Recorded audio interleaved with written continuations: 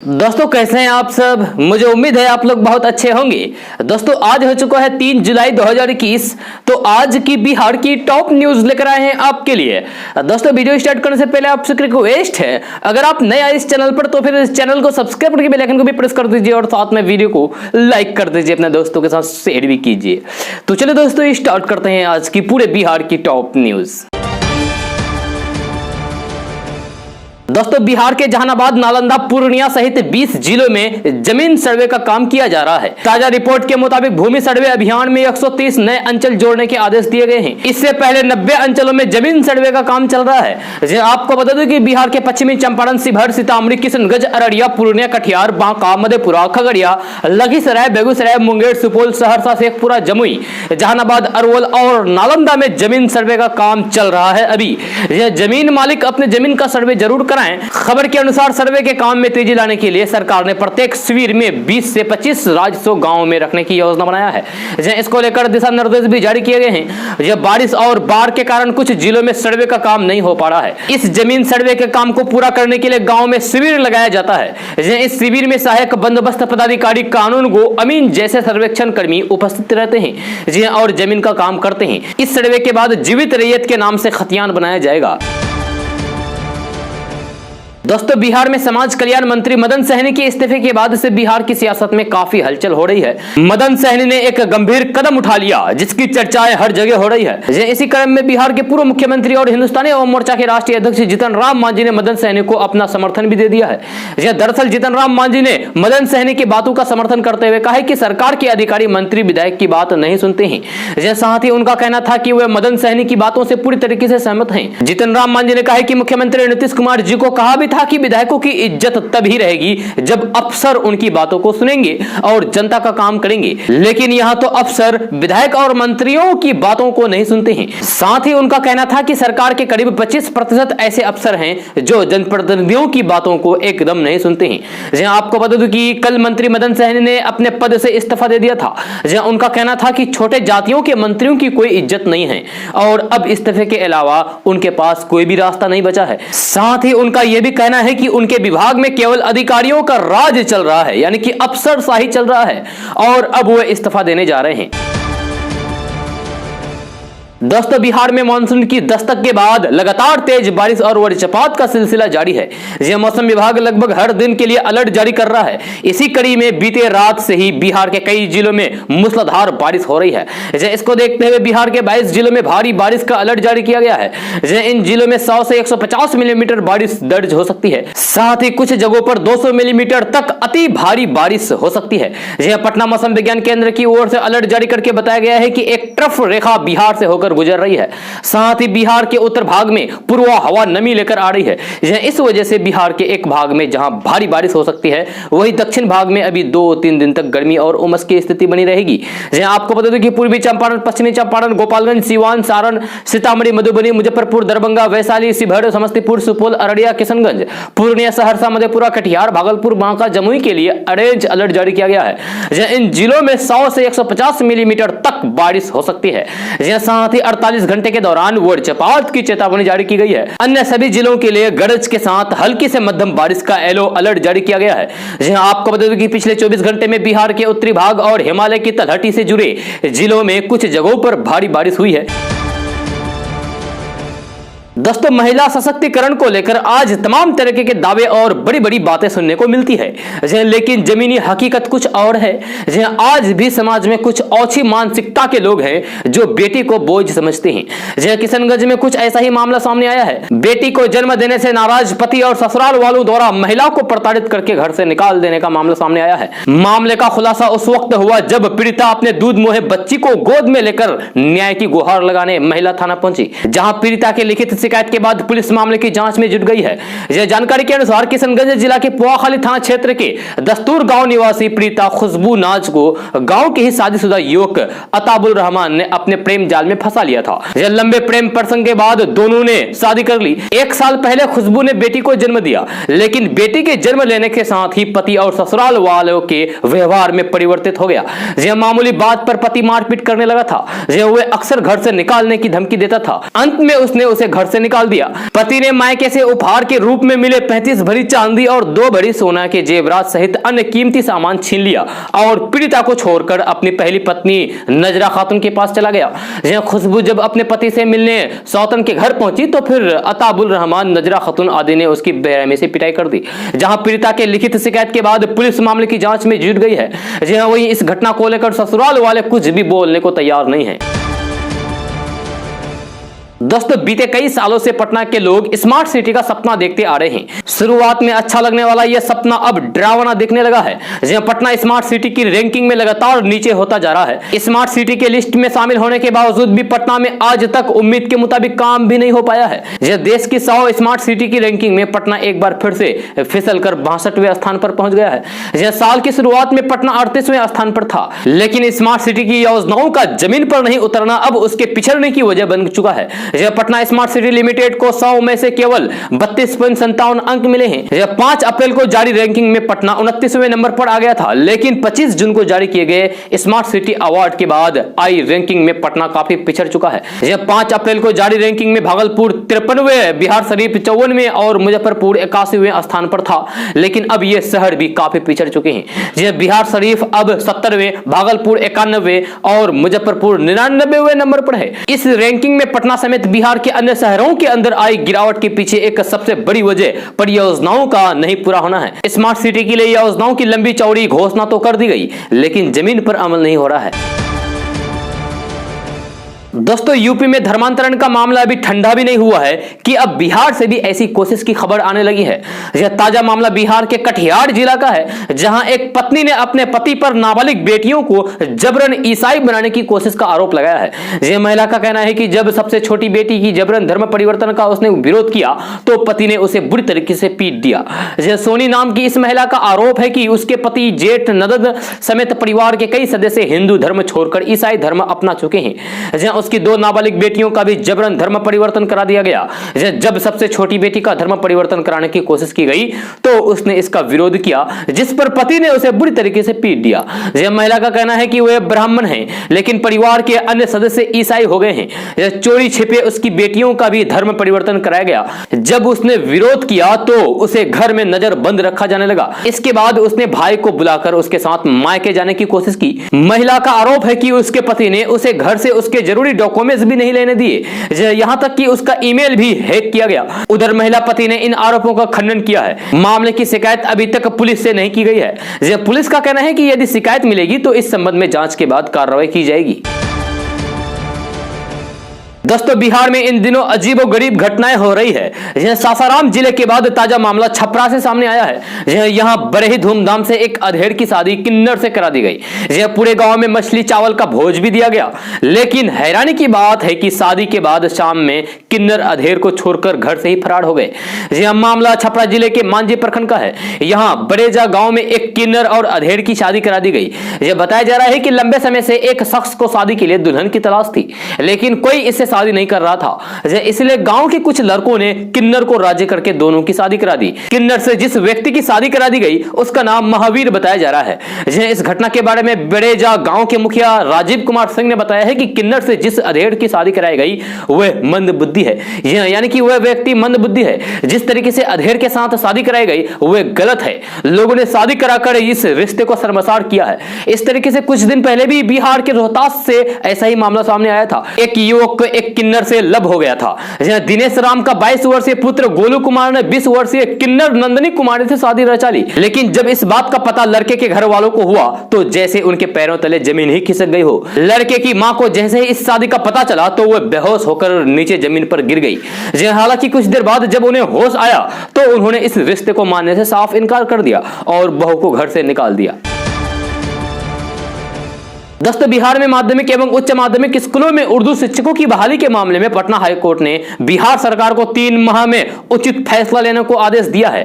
लेने के आदेश दिए हैं। मुख्य न्यायाधीश न्यायमूर्ति संजय करोल तथा न्यायमूर्ति एस कुमार की खंडपीठ ने बिहार राज्य उर्दू शिक्षक संघ की ओर से दायर अर्जी को निष्पादित करते हुए यह आदेश दिया है। कोर्ट को बताया गया है कि माध्यमिक एवं उच्च माध्यमिक स्कूलों में उर्दू शिक्षकों की बहाली के लिए बिहार सरकार ने रोजगार एवं सेवा शर्त नियम 2006 का पालन नहीं किया है। इस विषय की पढ़ाई के लिए शिक्षकों की खाली पदों को भरने के लिए उर्दू विषय को अलग से अधिसूचित नहीं किया गया है। कोर्ट ने अर्जी को निष्पादित करते हुए कहा है कि आवेदक अपनी मांगों को पदाधिकारियों के पास रखें ताकि राज्य सरकार यानी कि बिहार सरकार 3 माह के भीतर अंतिम निर्णय ले सके। दोस्तों, बिहार में बहुत से लोग गाय पालना पसंद करते हैं क्योंकि गाय के दूध को बेचकर उन्हें अच्छी इनकम होती है, आमदनी होती है। जी हां, आज इसी विषय में जानने की कोशिश करेंगे कि एक ऐसे नस्ल की गाय के बारे में जिस गाय को बिहार वासी पाल सकते हैं। जी हां, ये गाय रोजाना 80 लीटर दूध देती है। अगर आप दूध के बिजनेस के लिए बिहार में गाय पालना चाहते हैं तो आप गिर गाय का पालन करें। जी हां, क्योंकि इस गाय को भारत के सबसे ज्यादा दुधारू गाय माना जाता है। जी हां, ये गाय एक दिन में 50 से 80 लीटर दूध देती है। जी हां, आपको बता दूं कि ये गाय गुजरात के गिर जंगलों में पाई जाती है, जिसकी वजह से इनका नाम गिर गाय पड़ गया है। बिहार में दूध के बिजनेस के लिए साहिवाल गाय को भी अच्छा माना जाता है क्योंकि यह गाय मुख्य रूप से हरियाणा, उत्तर प्रदेश और मध्य प्रदेश में पाई जाती है। यह गाय सालाना 2000 से 3000 लीटर तक दूध देती है। सबसे बड़ी बात यह है कि यह गाय एक बार मां बनने के बाद 10 महीने तक दूध देती है, इसीलिए आप इस गाय का पालन कर सकते हैं। बिहार में दूध का बिजनेस शुरू करने वाले लोगों के लिए गिर गाय सबसे अच्छा रहेगा क्योंकि यह गाय भारत में सबसे ज्यादा दूध देती है। अगर आप 2 से 3 गिर गाय को पालकर बिजनेस करते हैं तो फिर आपको अच्छी इनकम होगी। दोस्तों, बिहार में मानसून आने के बाद से ही जिलों में मूसलाधार बारिश हो रही है। वहीं कई जिलों में बारिश की वजह से कहर बरप रहा है। कई जिलों में बाढ़ जैसी स्थिति हो गई है तो वहीं कई सड़क पर गड्ढे हो जाने के कारण लोगों को आवाजाही में दिक्कत हो रही है। इसी क्रम में खबर सामने आ रही है कि बिहार और यूपी को जोड़ने वाली सड़क देखते ही देखते धंस गई। सड़क पर इतना बड़ा होल हो गया है कि आवागमन पूरी तरीके से ठप हो चुका है। यह घटना बेतिया में हुई है, जहां के रतुवल से धनहा मुख्य मार्ग पर यह हादसा हुआ है। धनहा से लेकर रतुवल तक मुख्य मार्ग में जगह जगह पर काफी बड़े बड़े गड्ढे हुए हैं। वहीं इस रोड को लेकर स्थानीय लोगों का कहना है कि निर्माण में काफी अनियमितता बढ़ती गई है। यही वजह है कि सड़क शुरू से ही टूटती रही है। हर साल कई लोग इन गड्ढों की वजह से हादसे का शिकार होते हैं। साथ ही उनका कहना है कि बार बार कहने के बावजूद भी अधिकारी इस ओर ध्यान नहीं दे रहे हैं। दोस्तों, पूर्णिया जिले में पहले ही होने वाले पंचायत चुनाव की तैयारी से इस बार की तैयारी अलग होगी। इस बार बाढ़ प्रभावित अनुमंडल में सबसे अंतिम चरण में चुनाव कराए जाएंगे। पूर्णिया जिला में इस बार 10 चरणों में पंचायत चुनाव का आयोजन होगा। ये जानकारी जिला अधिकारी राहुल कुमार ने पंचायत चुनाव को लेकर बुधवार को समाहरणालय सभागार में आयोजित समीक्षा बैठक में दी है। डीएम राहुल कुमार ने कहा है कि इस बार पंचायत चुनाव ईवीएम के साथ बैलेट पेपर से भी होगा। पंच और सरपंच के चुनाव बैलेट पेपर से ही होने हैं। दोस्तों, पूर्णिया के मरंगा थाना के अंतर्गत कुरियर कंपनी में 25 लाख रुपए की डकैती मामले में आज पुलिस ने बड़ा खुलासा किया है। पुलिस ने इस मामले में लाइनर समेत 4 अपराधी को गिरफ्तार किया है। उनके पास से 1 पिस्तौल, 1 देसी कट्टा, 5 कारतूस समेत करीब 1.5 लाख रुपए भी बरामद किया है। एसपी दयाशंकर ने कहा है कि 13 जून को फ्लिपकार्ट कुरियर कंपनी से करीब 25 लाख रुपए की डकैती हुई थी, जिसके बाद आज इसे गिरफ्तार किया गया है।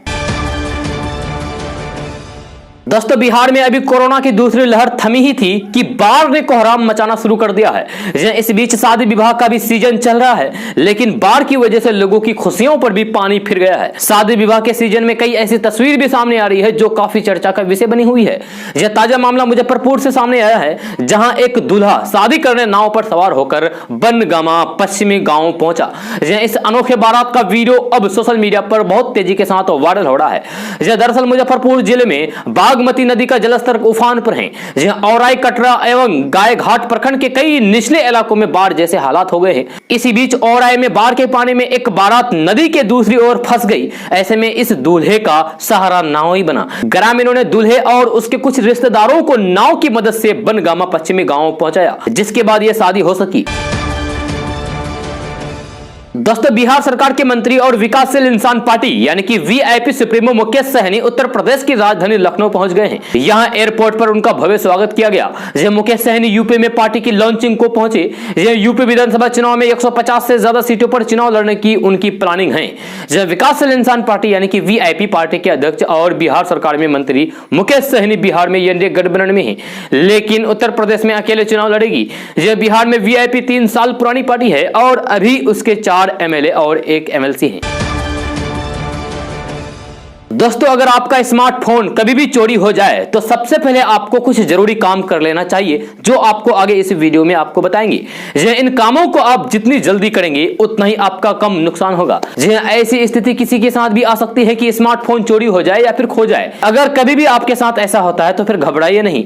ये जानना जरूरी है कि अगर आपका स्मार्टफोन कभी भी चोरी हो जाए तो फिर सबसे पहले आपको कुछ काम करने हैं। इन कामों को आप जितनी जल्दी करेंगे आपका नुकसान उतना ही कम होगा। हम आज इस जरूरी कामों के बारे में आपको बताने जा रहे हैं। तो फोन चोरी होने के बाद सबसे पहले अपने सिम को ब्लॉक करवाएं। तुरंत अपने टेलीकॉम सर्विस प्रोवाइडर को कॉल करें और फिर अपने खोए हुए सिम को ब्लॉक करा दें। सिम ब्लॉक होने से किसी भी प्रकार का ओटीपी चोर के पास तक नहीं पहुंचेगा। फोन चोरी होने के बाद आधार को अपने किसी दूसरे नंबर से लिंक करवाएं। इसके लिए आप नजदीकी आधार केंद्र पर जाएं और वहां अपने आधार को दूसरे फोन नंबर से लिंक करवाएं। चोर के हाथ में आपके आधार की डिटेल्स नहीं लगनी चाहिए। चोर इस डिटेल्स का गलत इस्तेमाल कर सकते हैं। सभी यूपीआई आईडी और बाकी पेमेंट्स ऐप के वॉलेट को डीएक्टिवेट करना बहुत जरूरी है। जी हां, इसको आप जितनी जल्दी करवाएं आपके लिए उतना ही अच्छा रहेगा। अपनी ईमेल आईडी, सभी सोशल मीडिया अकाउंट्स जो आपके फोन नंबर से लिंक है सभी को डीएक्टिवेट कर दें। ऐसा करने से चोर आपकी किसी भी आईडी को नुकसान नहीं पहुंचा पाएगा। दोस्तों, देश के 5 राज्यों में अगले साल विधानसभा चुनाव से पहले प्रधानमंत्री नरेंद्र मोदी की कैबिनेट में फेरबदल होने की संभावना है। यह माना जा रहा है कि इस फेरबदल का साल 2024 में होने वाले आम चुनाव यानी कि लोकसभा चुनाव पर भी असर पड़ेगा। एक मीडिया रिपोर्ट्स के अनुसार अगले 1 या 2 दिन के भीतर कैबिनेट में बदलाव हो सकता है। नए कैबिनेट में राज्यसभा सांसद ज्योतिरादित्य सिंधिया, असम के पूर्व सीएम सर्बानंद सोनोवाल को जगह मिलने के आसार हैं। इसके साथ ही संभावना है कि लोक जनशक्ति पार्टी के नेता पशुपति पारसनाथ को भी दिवंगत रामविलास पासवान की जगह मिल सकती है। यह अंग्रेजी समाचार चैनल एनडीटीवी की रिपोर्ट के अनुसार इस बार कैबिनेट में जनता दल यूनाइटेड भी यानी कि जेडीयू भी शामिल हो सकती है। यह रिपोर्ट में सूत्रों के हवाले से दावा किया गया है कि बिहार के सीएम नीतीश कुमार को कम से कम 2 मंत्रालय की उम्मीद है। यह कथित तौर पर संतोष कुशवाहा, रामनाथ ठाकुर और ललन सिंह इस रेस में शामिल है। यह वही बिहार के नेता सुशील कुमार मोदी, महाराष्ट्र से नारायण राणे और बिहार गुजरात के प्रभारी भूपेंद्र यादव को भी कैबिनेट में जगह मिल सकती है। दोस्तों, बिहार की सियासत में हर दिन कुछ नया देखने को मिलता है। जहां बुधवार को गोपालगंज के बैकुंठपुर से पूर्व विधायक मंजीत सिंह ने तेजस्वी यादव से मुलाकात करके राजद में शामिल होने की घोषणा की थी, वहीं महज 24 घंटे में सियासत ने ऐसा रंग दिखाया है कि उन्होंने आरजेडी में शामिल होने का अपना फैसला वापस ले लिया है। बताया गया है कि मंजीत सिंह के जदयू छोड़ने के निर्णय को रोकने के लिए खुद सीएम नीतीश कुमार ने पहल की थी। कभी उनके करीबी नेताओं में रहे मंजीत सिंह विधानसभा चुनाव में टिकट नहीं मिलने से नाराज चल रहे थे, जिस कारण उन्होंने पार्टी छोड़ने का फैसला लिया था। लेकिन सीएम नीतीश कुमार किसी भी स्थिति में नहीं चाहते थे कि वह पार्टी छोड़कर जाएं। लिहाजा गुरुवार को दिन भर पटना से गोपालगंज तक मान मनोबल का दौर जारी रहा। खुद पार्टी नेता लेसी सिंह उन्हें मनाने गोपालगंज गई थी, जिनके साथ वे कल शाम पटना लौटे हैं। गुरुवार को पटना आने के बाद मंजीत सिंह ने सीएम नीतीश कुमार से मुलाकात की। लगभग 1 घंटे की मुलाकात के बाद मंजीत सिंह एक बार फिर से जदयू में शामिल होने के लिए तैयार हो गए हैं। सीएम नीतीश कुमार से मुलाकात के बाद मंजीत सिंह ने कहा है कि वे नीतीश कुमार के नेतृत्व में जदयू को मजबूत देने के लिए काम करेंगे। मंजीत सिंह ने कहा है कि मुख्यमंत्री नीतीश कुमार हमारे अभिभावक हैं। दोस्तों, बिहार में क्या कोरोना एनडीए की सरकार को लील जाएगा? सुनने में यह बात भले ही थोड़ी अजीब लगे, लेकिन हालात कुछ इसी ओर इशारा कर रहे हैं। जेडीयू विधायकों की एक एक करके घटती संख्या ने एनडीए के कुनबे में हरकत मचा दिया है। यह एनडीए विधायकों की संख्या घटकर बहुमत के करीब आती जा रही है। विपक्षी खेमे में इस हालात को लेकर काफी उत्साह है। वही बीजेपी पर ऊपर वाले पर भरोसा है कि ऊपर वाला इंसाफ करेगा। जेडीयू विधायक शशि भूषण हजारी के निधन ने एनडीए कुनबे में हरकत मचा दिया है। कोरोना के कारण अब तक 2 जेडीयू विधायकों का निधन हो चुका है। इससे पहले मेवालाल चौधरी भी कोरोना का शिकार हो चुके हैं। जदयू के लिए यह दोहरा झटका इसलिए भी है क्योंकि एक तरफ उनके नेताओं की संख्या कम हो रही है तो वहीं दूसरी तरफ विधायकों की संख्या भी कम हो रही है, जिसका असर सीधे सरकार की स्थिरता पर भी दिखाई दे सकता है। वर्तमान में एनडीए के हालात को लेकर विपक्षी खेमे में उत्साह का माहौल देखने को मिल रहा है। कांग्रेस एमएलसी प्रेमचंद्र मिश्रा ने कहा है कि विधायक या फिर सांसद की घटती संख्या सत्ता पक्ष के लिए चिंता का विषय है। भाजपा जदयू के बीच अंतर विरोध के कारण सरकार जाएगी यानी कि सरकार गिर जाएगी। ऐसे हालात में विधायकों की संख्या कम होने के लगे तो रूलिंग पार्टी के लिए चिंता स्वाभाविक है। वहीं आरजेडी एमएलसी रामबली चंद्रवंशी ने कहा है कि यह सरकार गलत तरीके से सत्ता में आई है, अब अपनी करनी के कारण जाएगी भी, विपक्ष का कोई हाथ नहीं होगा। दरअसल एनडीए के पास विधानसभा में 128 विधायक का बहुमत था। जदयू के 2 विधायकों के निधन से संख्या 126 रह गई। जेडीयू के विधायकों की संख्या विधानसभा में घटकर 44 हो गई, जबकि बीजेपी की 74, हिंदुस्तानी अवाम मोर्चा के 4 और वीआईपी के 4 विधायक विधायक अभी हैं। विधानसभा में बहुमत और सरकार के लिए जरूरी 122 का आंकड़ा है, जहां अभी एनडीए के पास बहुमत से सिर्फ 6 विधायक ही ज्यादा रह गए हैं।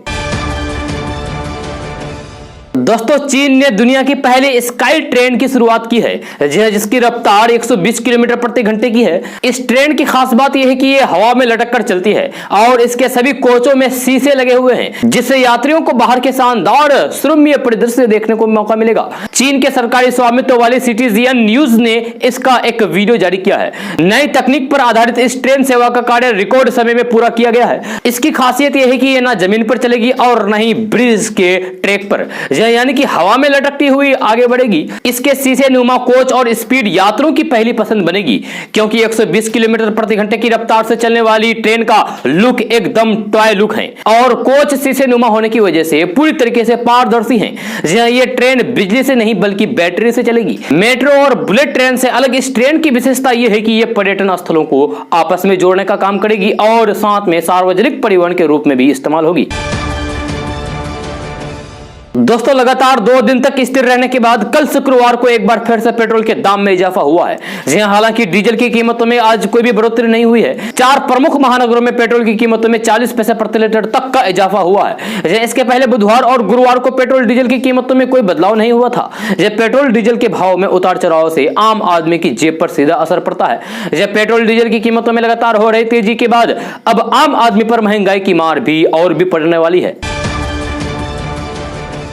दोस्तों, बिहार की राजधानी पटना से एक बड़ी खबर सामने आ रही है। ताजा रिपोर्ट के मुताबिक बिहार में कई बड़ी कंपनियां फैक्ट्री लगाने जा रही है। इसको लेकर सरकार ने भी मंजूरी दे दी है। साथ ही साथ कई तरह के दिशा निर्देश भी जारी किए गए हैं। खबर के अनुसार विकास आयुक्त आमिर सुबहानी की अध्यक्षता में हुई बैठक में 99 प्रस्ताव को मंजूरी दी। उसके तहत बिहार में कुल 12,744 करोड़ रुपए का निवेश होगा। साथ ही साथ बिहार में कई तरह की फैक्ट्रियां खुलेगी। आपको बता दूं कि देश की कई बड़ी कंपनियों को सरकार के द्वारा मंजूरी दी गई है। मंजूरी के बाद ये कंपनियां बिहार में निवेश करेगी। इससे बिहार के लोगों को काफी ज्यादा फायदा होगा तथा आने वाले दिनों में इनके लिए रोजगार के अवसर पैदा होंगे। दोस्तों, कृषि कानूनों को लेकर पिछले 7 महीनों से हजारों किसान दिल्ली के अलग अलग बॉर्डर पर बैठे हुए हैं।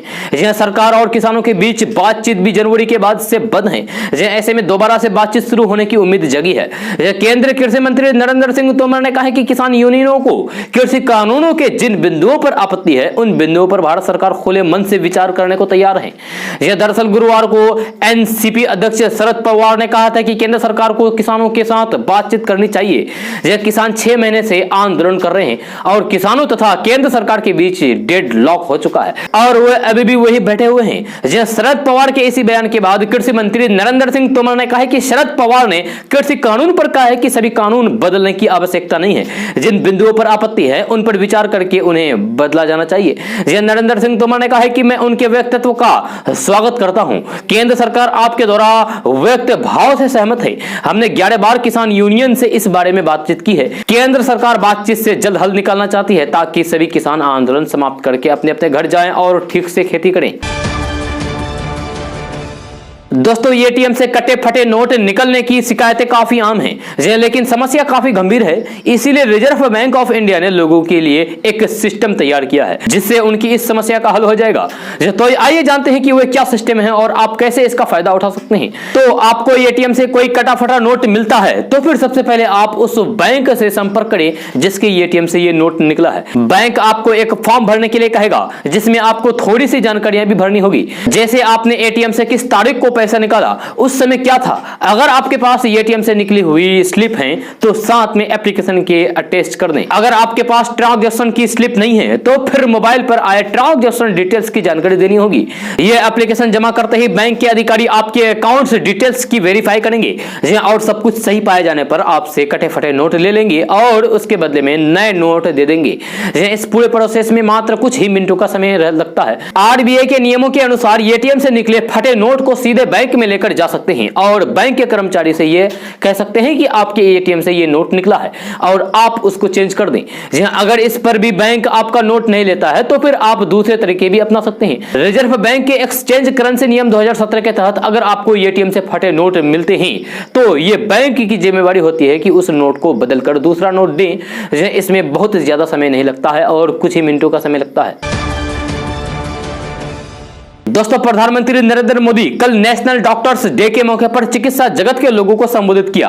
जी हां, प्रधानमंत्री नरेंद्र मोदी ने कहा है कि डॉक्टर को ईश्वर का रूप कहा जाता है, तो ऐसे ही नहीं कहा जाता है। कितने ही लोग ऐसे होंगे जिनका जीवन किसी संकट में पड़ा होगा, किसी बीमारी या फिर दुर्घटना का शिकार हुआ होगा, या फिर कई बार हमें ऐसा लगने लगता है कि क्या हम किसी हमारे अपने को खो देंगे। इस मौके पर प्रधानमंत्री नरेंद्र मोदी ने अपने संबोधन में कहा कि 130 करोड़ भारतीयों की ओर से मैं देश के सभी डॉक्टर्स का आभार व्यक्त करता हूं। प्रधानमंत्री नरेंद्र मोदी ने कहा है कि यह पुण्य करते हुए देश के कई डॉक्टर्स ने अपना जीवन भी न्यौछावर कर दिया है। मैं उन्हें अपनी विनम्र श्रद्धांजलि अर्पित करता हूं, उनके परिवारों के प्रति अपनी संवेदना व्यक्त करता हूं। प्रधानमंत्री नरेंद्र मोदी ने कहा है कि आज जब देश कोरोना से इतनी बड़ी जंग लड़ रही है, तो डॉक्टर्स ने दिन रात मेहनत करके लाखों लोगों का जीवन बचाया है। प्रधानमंत्री नरेंद्र मोदी ने कहा है कि इस साल हेल्थ सेक्टर के लिए बजट का आवंटन 2 गुने से भी ज्यादा यानी कि 2 लाख करोड़ रुपए से भी अधिक किया गया। नई योजनाओं की जानकारी देते हुए प्रधानमंत्री नरेंद्र मोदी ने कहा है कि अब हम ऐसे क्षेत्र में स्वास्थ्य ढांचे को मजबूत करने के लिए 50,000 करोड़ रुपए की एक क्रेडिट गारंटी स्कीम को लेकर आए हैं, जहां स्वास्थ्य सुविधाओं की कमी है। दोस्तों, उत्तर प्रदेश विधानसभा चुनाव 2022 में 100 सीटों पर उम्मीदवार उतारने का ऐलान कर चुकी असदुद्दीन ओवैसी की पार्टी ऑल इंडिया मजलिस इत्तेहादुल मुस्लिमीन यानी कि AIMIM देश के हर कोने में चुनाव लड़ने को तैयार है। इस बीच हैदराबाद के सांसद और पार्टी के प्रमुख असदुद्दीन ओवैसी ने शुक्रवार को कहा कि योगी आदित्यनाथ को उत्तर प्रदेश का मुख्यमंत्री नहीं बनने देंगी। जी हां, असदुद्दीन ओवैसी ने शुक्रवार को ट्वीट में कहा है कि भारत के मुस्तकबिल को लेकर मजलिस के पास भी एक विजन है। हमारी जिम्मेदारी है कि हम अपने पैगाम को जनता तक पहुंचाएं और यह सिर्फ आवाम का हक है कि वे हमें अपनाएं या फिर ना अपनाएं। दोस्तों, गरीब महिलाओं को मिट्टी के चूल्हे से धुएं से निजात दिलाने के लिए प्रधानमंत्री नरेंद्र मोदी ने 1 मई 2016 को उज्ज्वला योजना की शुरुआत की थी। गरीब महिलाओं में उस समय उम्मीद और खुशी थी कि वे अपने रसोई में अब उज्ज्वला की आंच पर रोटी सेकेंगे। इसके साथ ही उन्हें अब मिट्टी के चूल्हे में इस्तेमाल होने वाले जंगली लकड़ी और उपलों यानी कि गोहरी के जहरीले धुओं से छुटकारा मिल जाएगा। लेकिन बदलते वक्त में महंगाई की आंच ने उज्ज्वला योजना के चूल्हे को ठंडा कर दिया है। महंगाई की आग ने किस तरीके से एक बार फिर से गरीबों को वापस मिट्टी के चूल्हे की आंच की ओर मोड़ा है। योजना के शुरुआती दिनों में घरेलू गैस सिलेंडर के दाम करीब 550 रुपए के आसपास थे। उस वक्त सरकार करीब 250 रुपए सब्सिडी दे रही थी। उस वक्त गरीबों को लगभग 300 रुपए का सिलेंडर मिल रहा था। लेकिन 5 साल बाद वर्तमान समय में गैस सिलेंडर का दाम बढ़कर 900,000 रुपए हो गया है, जबकि सब्सिडी घटकर ना के बराबर हो गया है, बिल्कुल भी नहीं। जी हां, अब उज्ज्वला योजना के लाभार्थियों का सरकार से साफ कहना है कि बदलते वक्त में महंगाई बढ़ी लेकिन नहीं बढ़ी मजदूरी, यही हमारी मजबूरी। LPG वितरक संघ के प्रवक्ता मनीष चौबे ने बताया है कि सिलेंडर के दाम बढ़ने से उज्ज्वला लाभार्थियों के सामने रिफिलिंग का संकट खड़ा हो गया है। यही कारण है कि उज्ज्वला की रिफिलिंग में 60% तक की कमी देखी जा रही है। वही सामान्य उपभोक्ताओं की रिफिलिंग में भी 10% तक की कमी देखी जा रही है। दोस्तों, बिहार के गोपालगंज जिले में अपराधियों के हौसले काफी बुलंद हो गए हैं। एक बार फिर से बदमाशों द्वारा नाबालिग लड़की से दरिंदगी का मामला सामने आया है। बताया जा रहा है कि आरोपियों ने पहले नाबालिग के हाथ पैर बांध दिए, उसके बाद दरिंदगी किया। पीड़िता और उसके परिजनों की शिकायत के बाद पुलिस ने 2 लोगों को गिरफ्तार कर लिया है। घटना गोपालगंज जिला के सिद्धवलिया थाना इलाके की है। जानकारी के अनुसार पीड़िता अपने घर के बगल में स्थित बगीचे में ही बकरी चरा रही थी। इस दौरान वहां पहले से मौजूद 2 युवकों ने उसे पकड़ लिया। आरोपी विकास कुमार बिन और प्रकाश कुमार बिन ने पहले पीड़िता के साथ बदतमीजी की। विरोध करने पर पीड़िता के हाथ पैर बांधे और उसे दरिंदगी किया। आरोपियों ने पीड़िता को शोरगुल करने पर जान से मारने की भी धमकी दी। दोस्तों, लेडी सिंघम के नाम से मशहूर एसपी लिपि सिंह एक बार फिर से चर्चा में है। वे देश के सर्वश्रेष्ठ एसपी की सूची में शामिल हो गई है। यह फेम इंडिया की लिस्ट ऑफ बेस्ट एसपी की सूची में इन्हें शामिल किया गया है, जिसका विरोध शुरू हो गया है। एनसीपी ने आईपीएस लिपि सिंह को बेस्ट एसपी चुनने की निंदा की है। श्रमिक प्रकोष्ठ के प्रदेश अध्यक्ष संजय केसरी ने कहा है कि मुंगेर दुर्गा पूजा फायरिंग मामले में जिन्हें तबादला कर दिया गया था, उन्हें बेस्ट एसपी की सूची में शामिल किया जाना समझ से परे है। पार्टी ने इन्हें सूची से बाहर रखने की फेम इंडिया से अपील भी की है। आपको बता दूं कि 2016 बैच की आईपीएस लिपि सिंह बिहार की रहने वाली है। अभी वह सहरसा की एसपी हैं। दोस्तों बिहार में पंचायत चुनाव M2 मॉडल ईवीएम से कराया जाएगा। राज्य निर्वाचन आयोग ने राज्य में पहले से उपलब्ध M3 मॉडल ईवीएम का पंचायत चुनाव में उपयोग नहीं करने का निर्णय लिया है। आयोग के सचिव योगेंद्र राम ने बताया है कि ईवीएम से चुनाव कराए जाने के निर्णय के तहत भारत निर्वाचन आयोग द्वारा उपलब्ध कराए गए M2 मॉडल ईवीएम से ही चुनाव कराने की प्रक्रिया पूरी की जाएगी। जानकारी के अनुसार राज्य निर्वाचन आयोग को पहले मेमोरी कार्ड युक्त मल्टी पोस्ट ईवीएम से पंचायत चुनाव कराने को लेकर अड़ा था। इस ईवीएम में एक साथ सभी 6 पदों पर चुनाव कराए जा सकते थे। इसमें एक चिप को ही चुनाव के बाद निकालने और उसे सील बंद करने की जरूरत होती है। एक कंट्रोल यूनिट के साथ 6 BU को जोड़ा जा सकता है। दोस्तों बिहार के शिक्षा मंत्री विजय कुमार चौधरी ने शुक्रवार को सचिवालय सभागार में अमानत कोर्स का शुभारंभ किया।